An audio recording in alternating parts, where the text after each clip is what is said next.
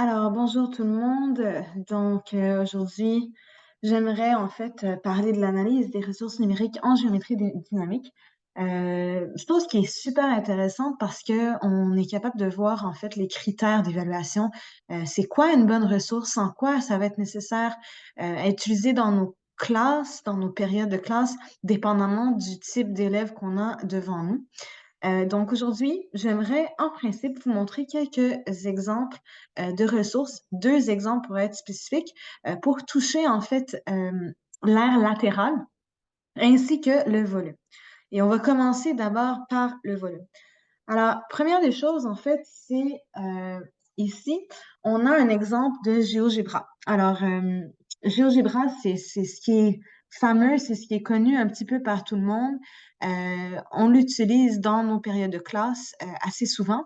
Donc, en principe, ici, si on regarde, on a la démonstration d'un volume de prisme à base rectangulaire. Ben dans ce cas-ci, c'est un cube. Par contre, on pourra l'utiliser en fait pour tout simplement démontrer justement là si j'aimerais agrandir la longueur. Bien évidemment, la minute que le côté n'est pas équivalent à l'autre, ben, on sait que ce n'est plus un cube. Alors, et puis, on est capable de voir, en fait, on est capable c'est-à-dire déterminer si on veut obtenir le prisme à base rectangulaire, mais on peut tout à fait modifier les paramètres de mesure, soit de longueur, largeur et hauteur. Donc, je pourrais décider de diminuer ma largeur, d'augmenter ma hauteur, et puis je suis capable d'avoir une meilleure vue d'ensemble de ça a l'air de quoi par rapport à mon cube initial. J'ai une meilleure vue ici.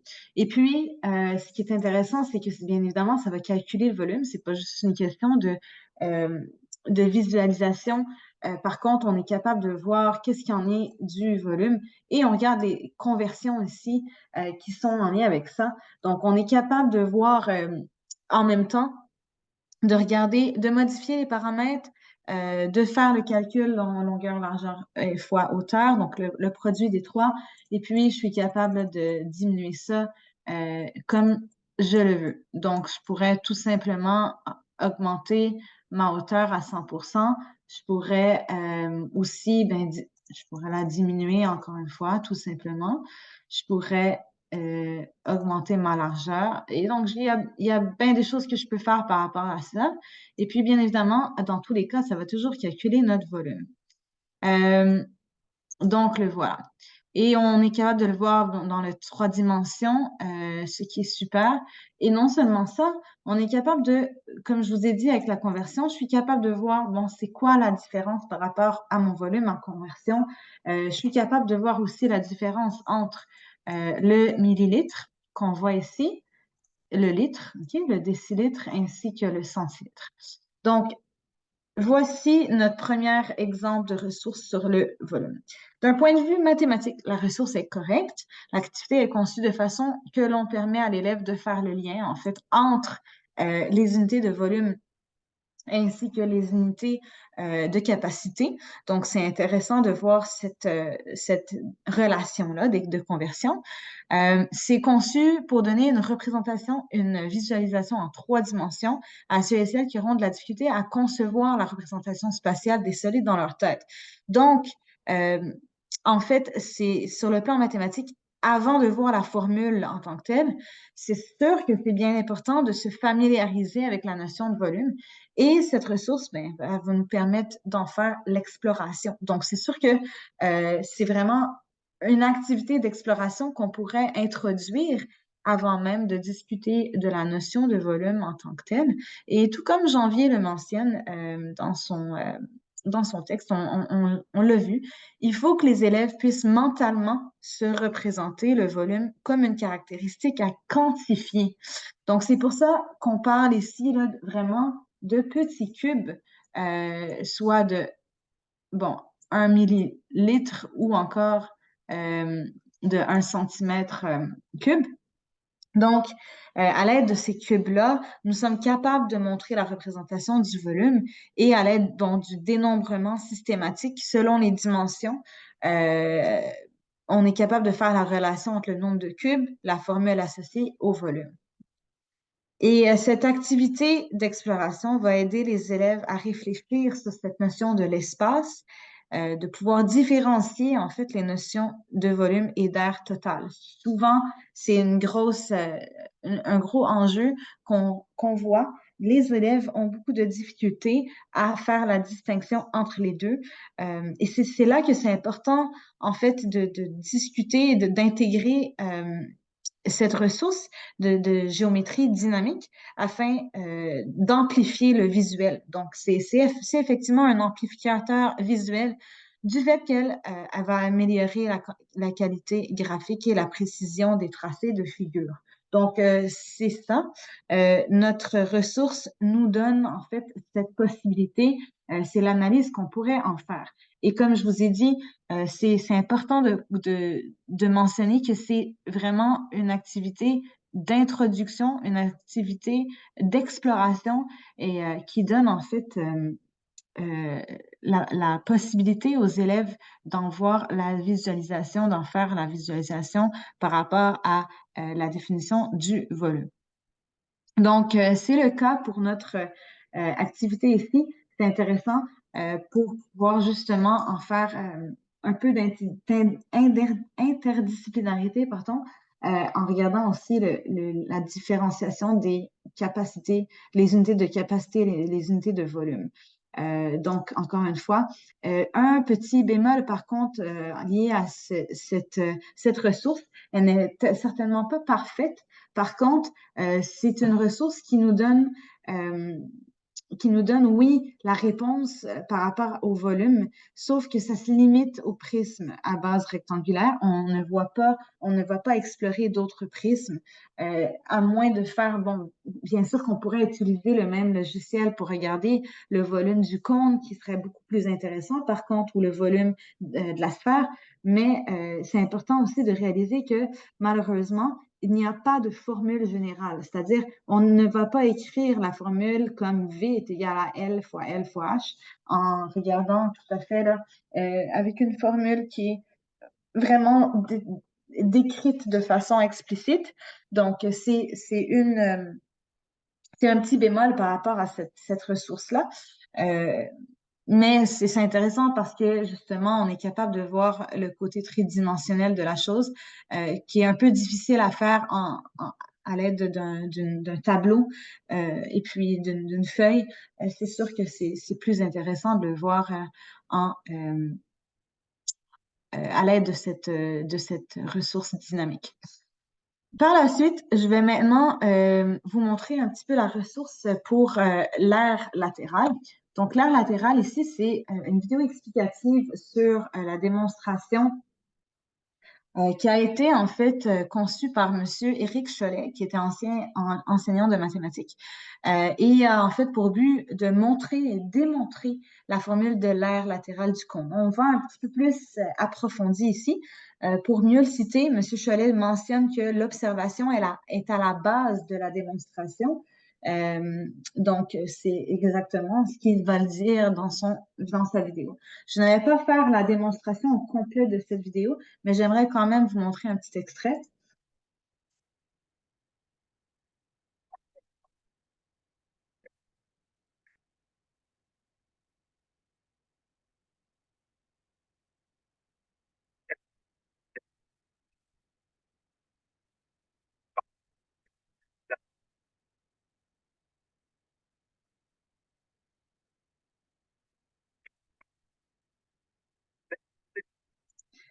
Donc, on remarque en fait que tout au long de la vidéo, ben, en fait, à la première partie de la vidéo, il va vraiment utiliser un exemple qui va construire par lui-même son cône et il va en faire le lien avec une démonstration numérique qui se retrouve là, ici, juste à côté, à gauche. Par la suite, il va rentrer dans les détails en démontrant ben, en identifiant chacune des composantes du cône, soit par exemple l'apotème, l'arc, le secteur du disque, l'arc de cercle, bon, la circonférence qui démontre en fait cette mesure de la base de de notre cône. Il va, par la suite, plus tard, il va rentrer dans les détails de comment faire pour associer l'aire latérale du cône avec la démonstration qu'il a faite. Et puis, il va y aller un petit peu plus en détail par la suite et il va pouvoir ensuite de ça réécrire la formule à l'aide d'un petit peu d'algèbre, soit notre connaissance antérieure qu'on pourrait utiliser pour finalement arriver à faire la démonstration de notre formule finale. Donc, il arrive au final à démontrer euh, notre, euh, notre aire latérale du cône. Euh, donc, voilà, je vais poursuivre en disant que je vais poursuivre en disant que Monsieur Cholet va manipuler l'objet physique.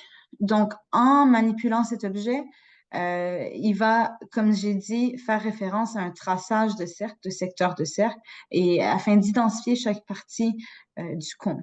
Donc, en faisant cela, il commence à faire l'identification de ces différentes parties. Et une fois que tout est identifié, discute de la provenance de la formule de l'aire latérale du cône. Donc, contrairement à la ressource du volume qu'on avait vu en premier lieu, celle-ci discute en profondeur de la formule à l'aide du visuel. Donc, c'est à ce moment-là qu'on va remarquer que la géométrie dynamique intégrée rend nécessaire le recours aux propriétés géométriques d'une figure plutôt qu'à ses caractéristiques spatiographiques. Alors oui, on voit le côté de la représentation de notre cône, mais on est capable aussi de voir, bon, avec la reproduction de ce cône à l'aide de la construction de ce solide, on est capable aussi de voir comment la démonstration va être poussée et puis ça va amener en fait l'algèbre afin de trouver et de prouver en fait notre formule de base. Donc, l'algèbre, oui, est là, mais elle est une connaissance antérieure. L'application qui est mise en valeur dans cette vidéo, c'est vraiment l'idée de favoriser l'engagement cognitif de l'élève en l'incitant à justifier ses propos. C'est super important que l'élève comprenne non seulement quelle est cette formule, mais d'où elle vient.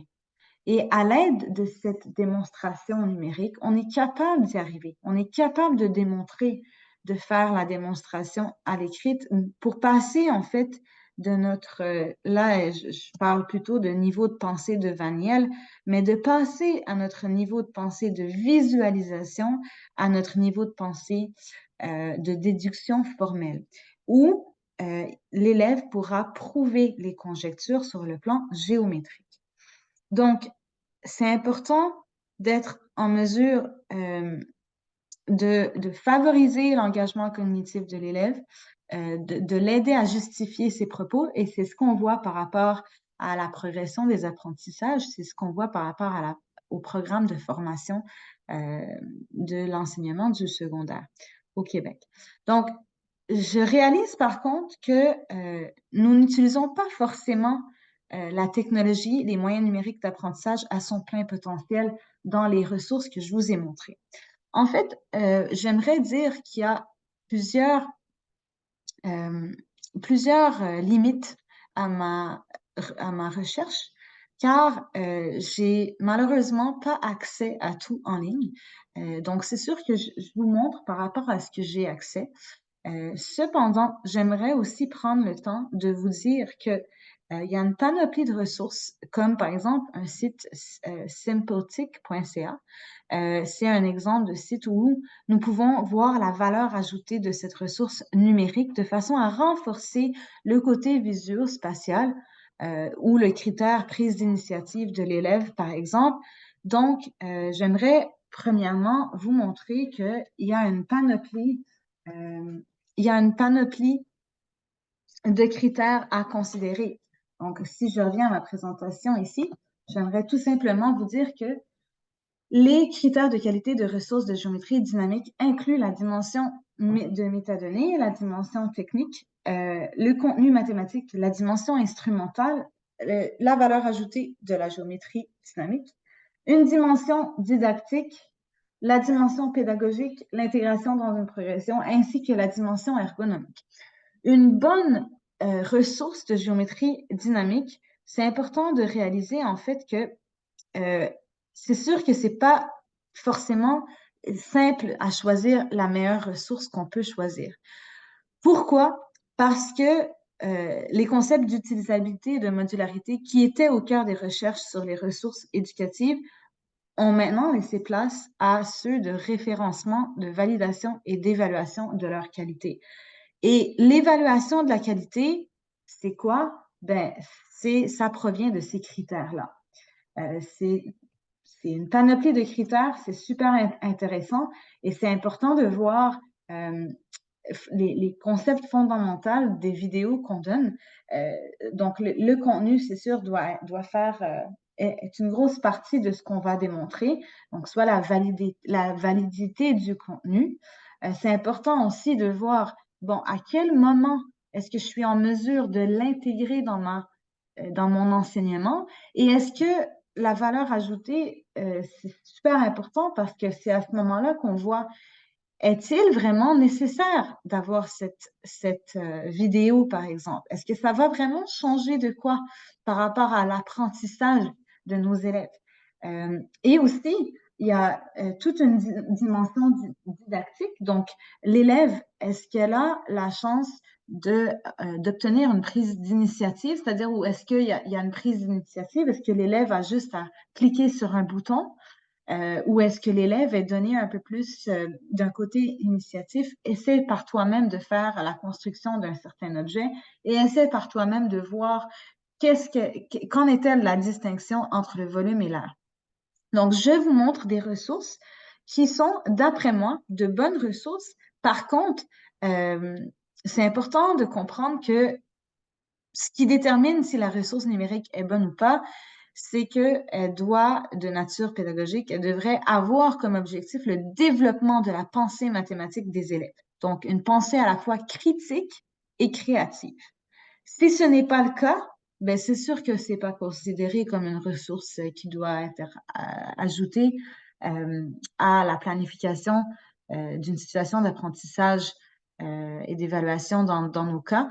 Donc, c'est important de comprendre que c'est la pensée mathématique des élèves est la priorité et de voir est-ce qu'ils peuvent évoluer dans leur pensée à l'aide de cette ressource ou pas. Donc, c'est ça, c'est tout ce que j'aimerais vous dire. J'aimerais vous laisser sur cette page de bibliographie. Bien évidemment, pour obtenir les meilleures ressources, à mon avis, c'est vraiment par la recherche. Et puis, on est capable d'utiliser les ressources qu'on retrouve et pouvoir en créer une communauté de pratique afin de pouvoir s'entraider en tant qu'enseignant. Et j'ai hâte de voir les résultats futurs sur ça. Donc, merci beaucoup et bonne journée.